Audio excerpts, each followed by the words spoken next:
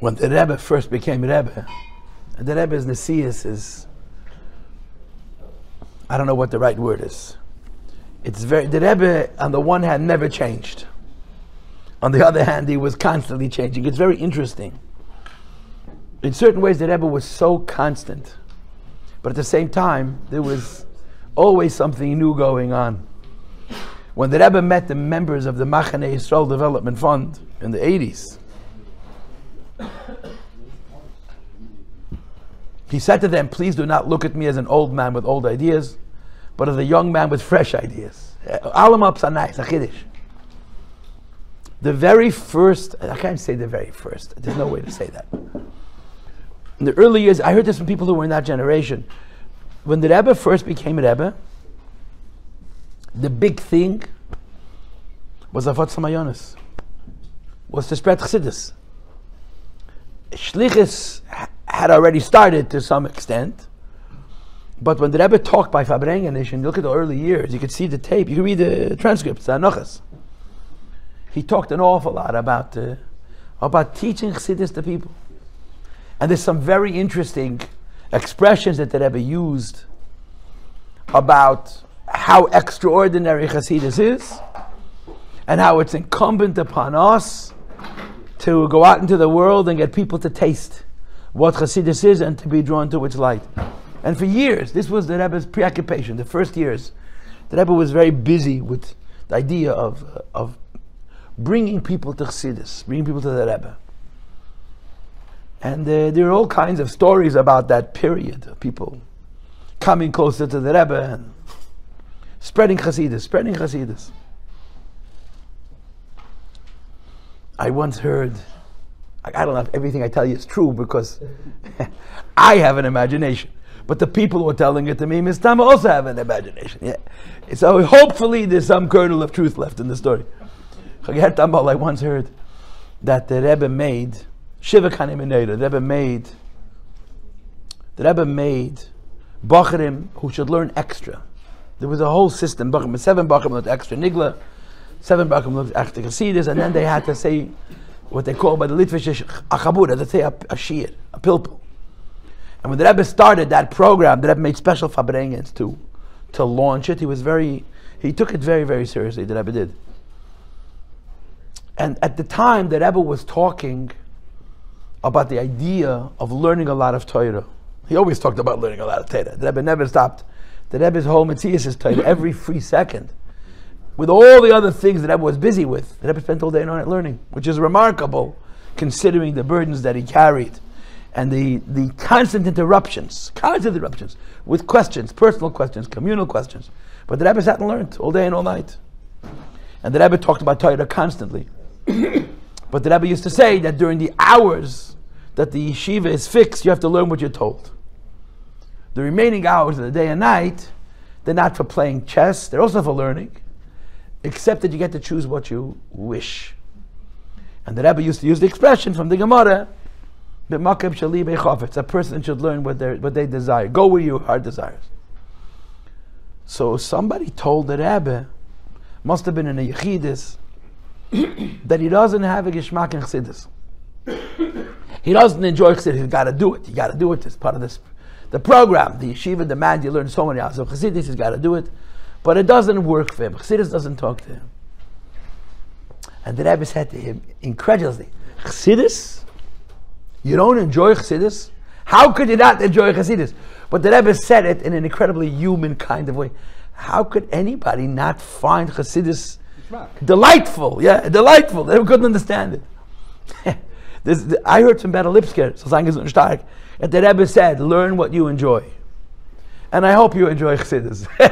Learn what, I hope it's Chassidus. Now, if it's Nigla, learn Nigla. In other words, don't do me any favors. Only engage in learning that gives you delight. Shalom Aleichem, Shalom Aleichem, Shalom Aleichem. But the Rebbe would have liked that every boy should have a Geshmak in Chassidus. And he couldn't understand that someone could not enjoy Chassidus. One of the earliest businesses of the Rebbe was the union of learning Chassidus. And we're Chassidim. We're Chassidim. So if we're Chassidim, we learn Chassidus. It says in Hayem Yem. that every chassid has to learn Chassidus 3 times a week for an hour. Atomim alatog. If you learned in Taim Chetamim, if you learned in the yeshiva, you have to learn every day Chassidus. Every day you have to learn Chassidus. Chassidus is light. Chassidus is joy. Chassidus is holiness. Chassidus is upliftedness. How do we know? Because every time we sit down and do it, that's the experience we have. So this is it's one of the inyanim of Yod Shvat, amongst the thousands of things that you can talk about Yod Shvat, is Pashat to learn Torah, to learn Chassidus, learn the Rebbe's Torah, learn Chassidus, the Rebbe's Torah. Today we're living in a time where everything is available. When we were growing up, you could not get the Rebbe's Maimorim. They weren't available. The current Maimorim were available, but the Maimorim from the early years were not available. You couldn't get the Sichos unless you had connections to fancy people. Today it's all on our shelf. There's so much Chassidus. It's a question of opening up the book and starting to learn and developing a little joy and letting it lift us up. The Rebbe himself has a geschmack of Chassidus, and the Rebbe enjoys Chassidus. I guess that's kind of a silly thing to say, but he wants that every chassid should learn Chassidus. We should learn Chassidus whenever we have a chance, every day. And we shouldn't be doing him any favors. You shouldn't learn Chassidus like doing the Rebbe a favor. You should learn Chassidus because Chassidus talks to you, Chassidus lifts you, Chassidus, any person who's tasted Chassidus, if he's a living person, he doesn't necessarily have to understand it all. You don't have to understand every word. It does something to you. It lifts you up. It lifts us up. And we sort of need to make that a priority in our lives. I don't know how to say this without sounding like a fool, but the Rebbe, it's so many years after Gemel Tammuz, one of the Rebbe's tools is dreams. One of the Rebbe's tools the Rebbe uses, he wants to talk to people. It comes to mention a chalamis. I'm going to read to you a message that I got from somebody that was given to that person. If my phone is going to die, watch my phone die on me. I have no power left on my phone. Let me see if I can get it, okay? It's a microphone. A former student of mine had a dream, and the Rebbe said to this person, and it was a recurrent message. I got a message. It's true. Okay, think I'm crazy. I don't care. I got a message from the Rebbe maybe 20 times that I have to do the Yom of Chav Tammuz. Chav Tammuz is about his abundance, about thinking Chassidus. And it's a long story. My phone is not behaving. Let's see if I can get him to work before he dies on me. Start. Finished. It's not an iPhone. It's one of these. If someone has a charger. But I got from the Rebbe a message that the Rebbe says, I don't understand you. And by the way, I make a living teaching Chassidus. So I do for a living. I teach Chassidus. And I got a message from the Rebbe, I don't understand. It warms the heart. It uplifts the mind. How could it not be important to you to learn Chassidus every day? And the message wasn't that I should prepare my classes. You understand? The message was, you need to have this is a wire, you need a charger. The message was, if you want to plug it in, put it into roll. The message was, I got a message to the Rebbe that I have to learn Chassidus every day, not as part of my job. I have to learn Chassidus every day because Chassidus lifts me up. And the fact of life is, I know, on a day that I learn Chassidus, not just for my job, I have more atzlacha b'zman. My day goes more efficiently. And yet, the Yitzhahara comes along and says, this excuse, that excuse, the other excuse. This is something which, the schus, you know what kind of schus it is? The Rebbe sends you a message, B'chaloim. I want you to learn Chassidus. I want you to learn Chassidus. So I'm sharing this because we are Chassidim. We are Chassidim. I remember years ago, every year, Yud Shvat, there'd be a headline in the Kfar Chabad magazine. Chassidim Onu Ubameh? Question mark. We're all Chassidim. How? What makes us Chassidim? There's a lot of answers to that question that are all legitimate. They're all legitimate. But one of the answers to that question, which is negate to us, one of the answers to that question, which has a huge bearing on how we live our lives, is that we should learn Chassidus. We should find time to sit down and learn Chassidus. Again, I don't know everybody in this room, so I can't speak for all of you, but I would argue that at least most of you, when you learn Chassidus, you feel good. But until you sit down to do it, you can't get around to it. And it's an avla, it's a pity, it's a shod, it's a pity. Why? Because you sit down every day and learn Chassidus. A Yid just passed away. His name was Rabbi Chaim Yafi. Rabbi Yafi, Olav Shalom. I was his student in California, in Earl Chana Chabad, in 1980 and 1981. The story of that yeshiva has to be told. For those 2 years that I was there were 70 boys in the high school. It was a brand new yeshiva. Half of us were Lubavitcher boys, with a straight white shirt, black hat, and half of the boys were coming from the Long Beach Hebrew Academy. Du gedenkst himself in them. You came at the end of that. So you had like 30 or 40 boys, Lubavitcher kids, and 30 or 40 boys who, when they went home on Shabbos off, would watch television on Shabbos. They were not coming from homes. Imagine that. Nobody became fry. No one lost his religion at yeshiva. Most of those kids from Long Beach became frum, and a significant percentage of them are shluchim of the Rebbe b'pel mamish. It was a magical yeshiva. It was a magical place. For 2 years, you put together kids who are coming from different worlds. We davened together. We played together. We grew up together.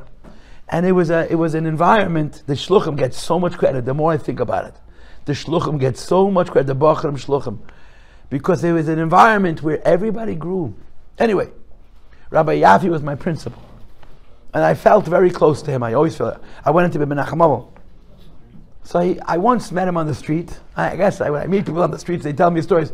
Maybe because I'm a solicitor. So I met him on the street. He lived in Crown Heights by this point. And I saw him on the street. I said, hello, how are you? I forgot how it happened, but he told me a story.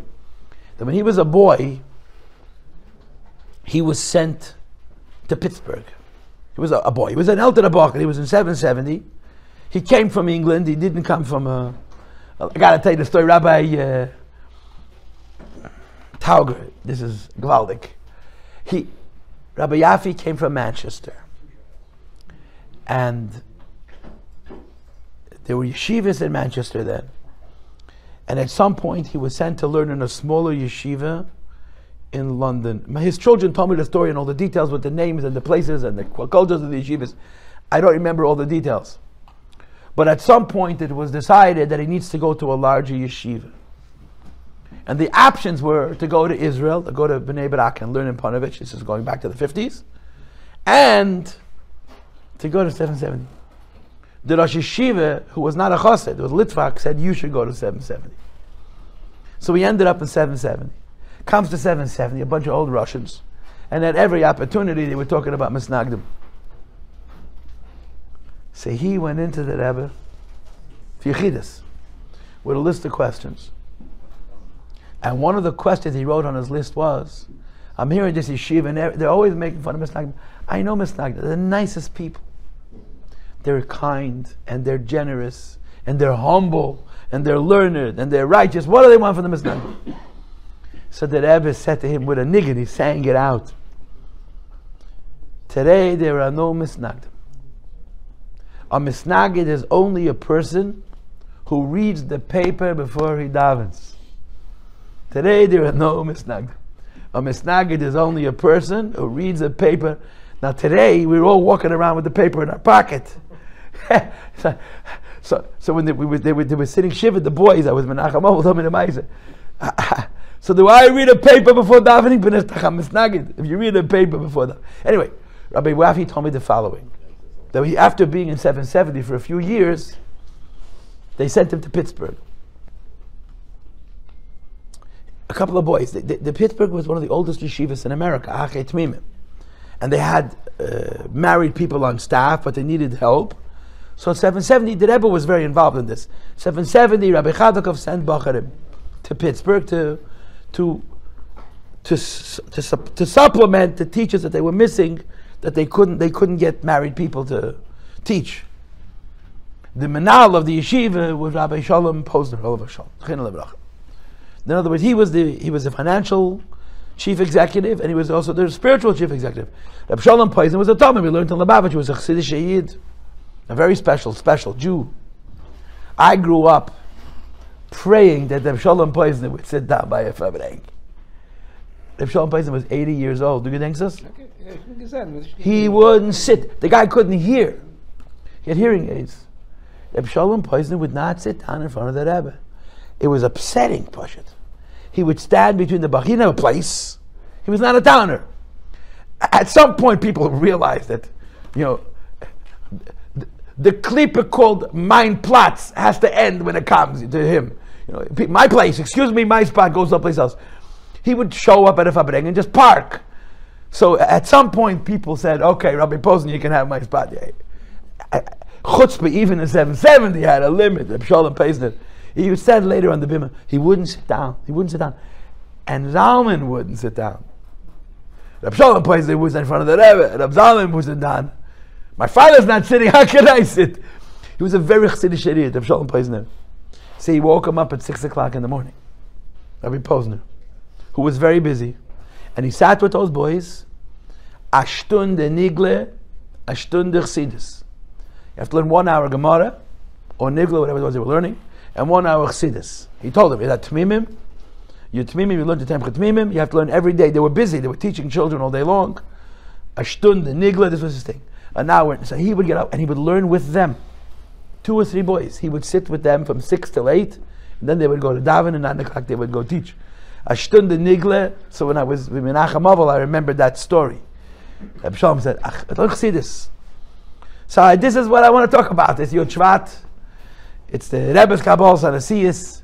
The Rebbe wants us to learn and daven. There's no question about it. The Rebbe wants us to change the world. The Rebbe wants us to bring Mashiach. But the Rebbe also wants us, as they say in the culture, that we should have adequate inreach. Right? The outreach and the inreach have to play off each other. I mean, the truth of the matter is, in Chabad, the Rebbe said in the first Maimer, the outreach is the best inreach. You want to be close to God? Bring somebody else close to God. The Rebbe said it in the first Maimer. You want to be close to HaKadosh Baruch Hu? Oib du willst, as dir soll eingehen der Vayikra, mu sein der Vayakri. You want to bring yourself close to HaKadosh Baruch Hu? Bring somebody else close to HaKadosh Baruch Hu. But we do have an obligation for ourselves. We have an obligation. And part of the obligation is to learn Chassidus. And when you do it, you say, Gewalt. It feels so good. But until we get around to doing it, we have to be guilted 44 times. And a whole bunch of stuff has to happen. And the situation becomes so dire that we actually show up to the Shia. So I would like to say, L'chaim, I'm talking really to myself because of my own struggles. But I'm telling you, Matthias, I make a living teaching Chassidus. That's what I do. That's what I get paid to do. That's what I do. And in case I haven't brainwashed you yet, my website is called InsideChassidus.org. Please visit. I met a former student. He's a rabbi. I got to turn you off 10 times a day. I got to turn you off. Visit. I teach Chassidus for a living. That's what I do. But there's a difference between the Chassidus that I learn because I have to teach, and the Chassidus because I learn because the Rebbe wants us to learn Chassidus. And on days that I actually do it, my day is longer. I push it more hours. I don't know how to explain it. If you give away an hour to learning Chassidus, and otherwise you're busy, I have work to do, I have things, I have all kinds of obligations. The fact is, when I give a few minutes to learn Chassidus, to the extent that it warms me, it lifts me, it makes me feel spiritual. I mean, whatever language you want to use, we're not holy people, we're not seeing a lakus. But the reality of Chassidus is that it warms us up and it lifts us up and it benefits us. So l'chaim v'lebracha Hashem should bless us all, that we should appreciate the idea of learning Chassidus liba denafshe. There's an audio tape going around recently. In the early years when the Rebbe used to Farbrengen, in the 50s and early 60s, many people would go over to the Rebbe between the sichas to chat. Now often they would turn off the tape because the tape was so expensive they couldn't afford to pay for the 50 cents. But they found a recording of a man walking up to the Rebbe during the niggin. You can hear the singing in the background. And he says to the Rebbe, I forgot how he phrases it, but I want to be a little chassid. I want to have a little warmth. So the Rebbe answers on the spot, right away. You have to learn Chassidus by day and by night, every free minute, without any. Just learn Chassidus whenever you have a chance. Just learn Chassidus. You heard the tape. It's delicious. It's a few seconds, 5 seconds. Just never miss. You have nothing to do. Learn a mimer. You're walking in the street. You're bored. Learn a mimer. You know. I don't know if you know this. In the late '60s, the Rebbe printed the Igeres HaTshuva, one section of the Tanya, and he made a big format and a small format. And he said the reason he's printing it, he wants people to carry it around in their pocket. They're standing on a bus. They can't hold a book, but the pamphlet. Every moment you have, take it out, learn, be busy with Limud HaChassidus. So the Chaim Hashem Yisbarach Zalman mentioned that with Ham Seichel we should have the wisdom and the humility and the will to learn Chassidus and Libed and Avshay. Hashem should give us a clear head. Hashem should give us a clear head. The Torah shall not eingehen, the Torah should go in, and the Torah should warm our hearts and warm our minds, and we should be Chassidim.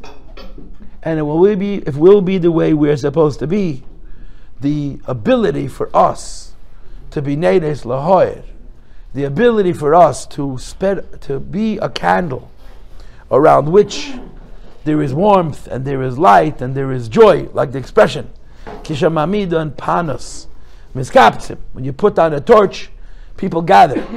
Right? A chassid of machan hasviva. When the machnet hasviv, there's a chalena tapto and a pekel. A chassid is supposed to order. A chassid comes to the neighborhood, you're supposed to know. Why? He didn't make any announcements. He doesn't say, look at me, but he's present. A chassid machan hasviv, it's a fact of life. It really is a fact of life. Someone real shows up, he sits in the back of a shul, doesn't tell anybody he's there, doesn't make anybody noise, but everybody's a little different. And that's on us. That's our avodah.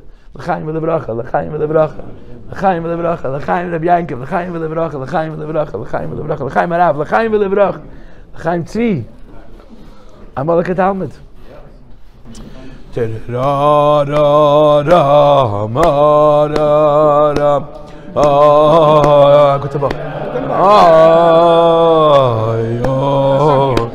the two of your sons. I didn't make it. If he was here, he would have